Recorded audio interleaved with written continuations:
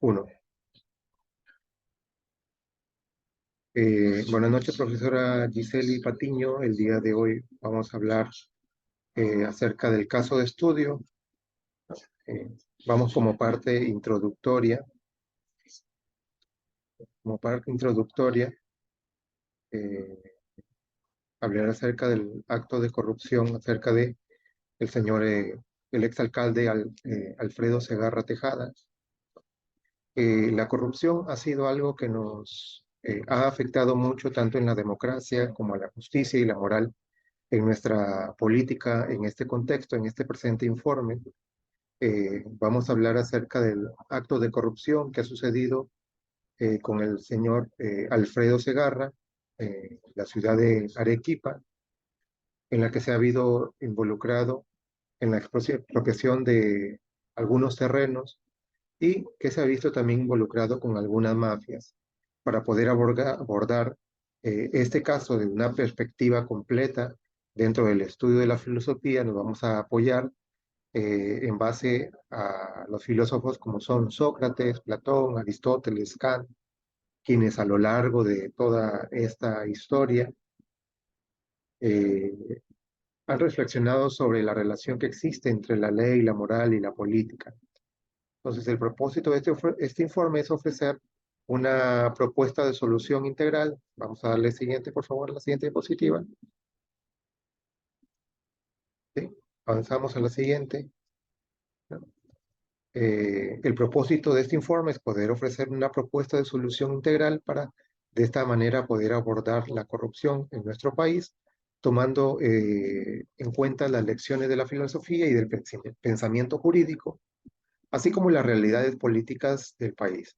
Este informe se presenta como una herramienta para la reflexión y la acción con la esperanza de contribuir a la construcción de un Perú más justo, ético, transparente en el ámbito eh, político, ¿no? Entonces, ya para poder entrar de lleno en la parte del contexto, ¿no? Habíamos mencionado al señor Alfredo Tejada, involucrado en el caso con los malditos de Chumbivilca, representando un capítulo muy negro para nuestra política, ¿no? Vamos a poder hablar o expresarnos completamente acerca de los antecedentes, de las emergencias que ha podido tener este caso. Voy a darle ya pase a mi compañero Joaquín, quien estará explayándose con respecto a todo este tema. Bueno, como lo dijo anteriormente mi compañero, hablaré sobre el contexto, sobre el caso, sobre lo maldito de Chuivilpas. Esto representa un capítulo significativo en lo largo de la lucha del Perú contra la corrupción en el ámbito político. Esto para comprender completamente la importancia de este caso. Es esencial examinar en detalle su contexto y sus circunstancias que lo rodean. Veremos sus antecedentes políticos, sociales en Perú. Como bien saben, Perú, como muchas naciones en América Latina, ha experimentado periodos de inestabilidad política y económica a lo largo de su historia.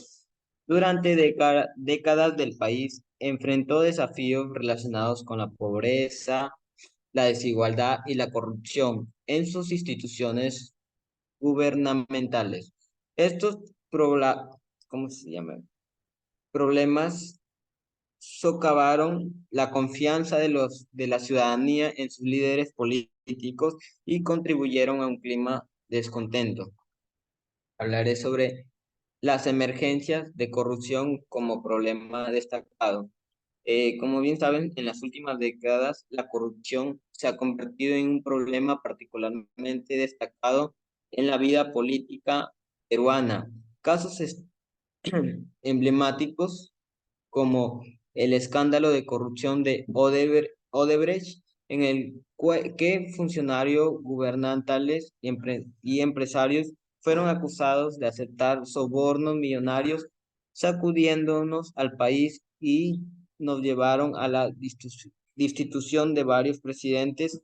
Estos incidentes revelaron la magnitud del problema de la corrupción y su alcance de instituciones públicas. Bueno, hablaré sobre el rol de medios de comunicación y la sociedad civil. En el papel de estos medios de comunicación y sociedad civil en la denuncia y el escrutinio de la corrupción ha sido fundamental en el Perú. La prensa independiente y la organización gubernante ha jugado un papel clave en la exposición de casos de corrupción. En otro punto, el caso de los malditos de Chubipilpas. Este caso de los malditos de Chubipilpas se refiere a las acciones del exalcalde de Arequipa, Alfredo Segarra Tejada, quien emitió una resolución en junio del 2014 que autorizaba la exposición de terrenos en Cerro Colorado, a pesar que la ley número 29320 prohibía este tipo de expropiaciones y formalizaciones de terrenos ocupados por posesiones informales constituidas después del 31 de diciembre del 2004. Segarra continuó con este proceso, incluso elevando el expediente a expropiación al Congreso.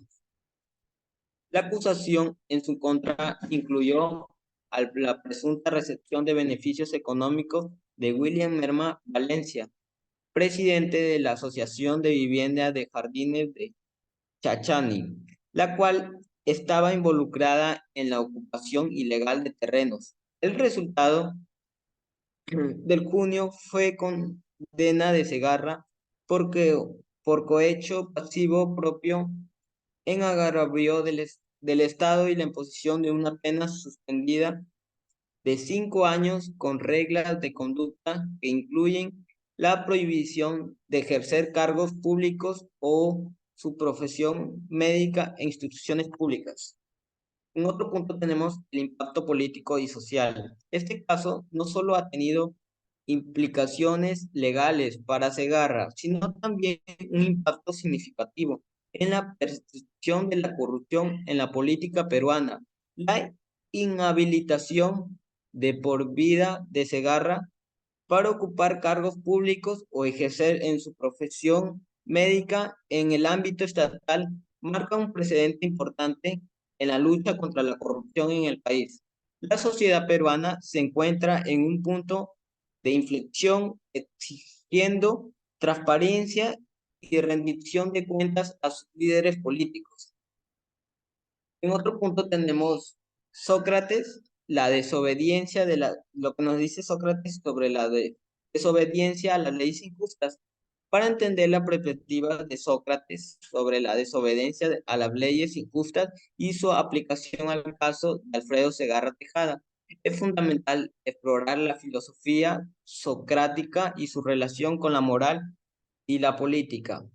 En la filosofía de Sócrates, Sócrates nos dice que es uno de los pensadores más influyentes de la antigua Grecia, que destacó por su enfoque en la ética y la moral. A través de sus diálogos y discusiones, Sócrates promovió el autoexamen y en la búsqueda de la verdad moral. Su filosofía estaba arraigada de la creencia en su vida examinada y virtuosa, era esencial para la felicidad individual y la salud de la sociedad. En otro punto tenemos también la desobediencia a las leyes injustas. Según Sócrates, Sócrates sostenía que obedecer leyes injustas era moralmente incorrecto. Él creía que la obediencia a las leyes debía estar en armonía con la virtud y la justicia. Si una ley era contraída a la moralidad o a la injusticia, Sócrates argumentaba que los individuos tenían la obligación moral de cuestionarla y en algunos casos desobedecerla pacíficamente. En el otro punto, la aplicación al caso de Alfredo Segarra Tejada. En el caso de Segarra, su condena se basa en una emisión de una resolución que autorizaba la expropiación de terrenos en violación de la ley número 29320, que prohibía tales acciones en terrenos ocupados por las posiciones informales después de ciertas fechas. Desde la perspectiva socrática, Segarra podría argumentar que su decisión de continuar con la expropiación, a pesar de la prohibición legal, fue un acto de desobediencia a una ley que consideraba injusta o al menos cuestionable desde el punto de vista moral. Sin embargo, la aplicación de la filosofía socrática a este caso debe ser cuidadosa. La desobediencia de leyes injustas, según Sócrates, requería un profundo examen de conciencia y una sólida justificación moral para la desobediencia. En el caso de Segarra, el tribunal lo encontró culpable de cohecho pasivo propio en agravio del Estado, lo que indica que sus acciones no necesariamente se alinearon con una búsqueda genuina en la injusticia, sino más bien con un beneficio personal. Eh, por último punto, tengo la reflexión y la ética legales. Desde una perspectiva ética y legal, el caso de Segarra planteaba preguntas importantes sobre la responsabilidad de los líderes políticos en su deber actuar en beneficio del bien común y la justicia.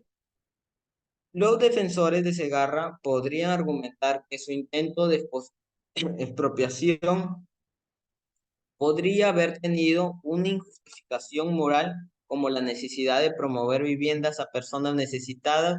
Sin embargo, el tribunal que sus acciones involucraron la corrupción y un beneficio personal. En las últimas instancias, el análisis de Sócrates sobre la desobediencia a las leyes injustas nos recuerda la importancia de la moralidad y la virtud en la toma de decisiones políticas y legales. La aplicación de estos principios en casos de corrupción como la de Segarra puede ayudar a establecer estándares más altos de ética y responsabilidad en política peruana y en cualquier otro lugar del mundo donde se luche contra la corrupción. Bueno, le doy pase a mi compañero Wilson.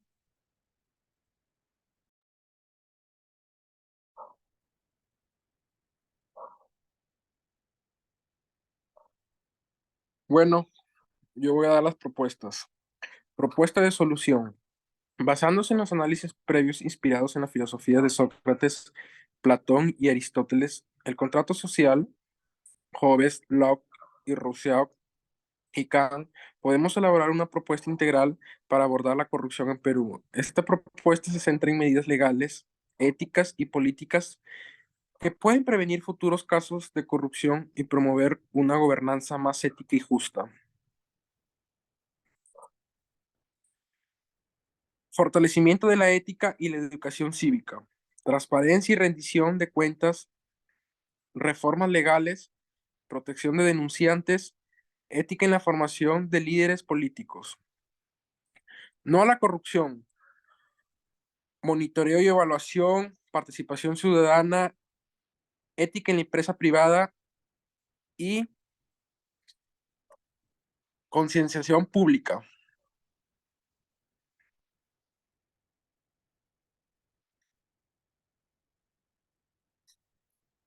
Le doy pase a mi compañero. Las conclusiones. Este análisis sobre la corrupción en el Perú hemos explorado diversas perspectivas filosóficas, desde Sócrates hasta Kant, para evaluar las acciones de Alfredo Segarra Tejada y proponer una solución integral. A continuación resumiremos los hallazgos y propuestas, enfatizando la importancia que aborda la corrupción desde una perspectiva moral y legal. Hallazgos y resumen del análisis. Sócrates nos recomendó la importancia de obedecer las leyes justas y desobedecer las injustas, subrayando que la corrupción socava la justicia y el orden social. Platón resaltó los peligros de la democracia sin principios éticos sólidos y la necesidad de líderes virtuosos que busquen el bien común. Aristóteles enfocó la importancia de la virtud moral y justicia en la política, señalando que las acciones de Segarra podrían considerarse moralmente cuestionables. La teoría del contrato social Destaca las necesidades de los gobernantes responsables y la protección de los derechos individuales. Kant enfatizó los deberes morales y la importancia de actuar de acuerdo a los principios universales. Por último, pero no menos importante, tenemos las recomendaciones. La lucha contra la corrupción en el Perú es una tarea crucial que requiere esfuerzo conjunto con una colaboración activa de la sociedad. El gobierno y las instituciones. A continuación se presentan recomendaciones específicas para la implementación de propuestas con una llamada de acción a combatir a la corrupción en el país. Recomendaciones que implementan las propuestas. Educación ética y civil. Indicar las conclusiones del programa de educación civil y la ética en el currículum escolar, desde la educación primaria hasta la secundaria. Esto ayudará a formar de una manera consciente los derechos y las responsabilidades. Esto ha sido toda nuestra exposición. Muchas gracias. Buenas noches.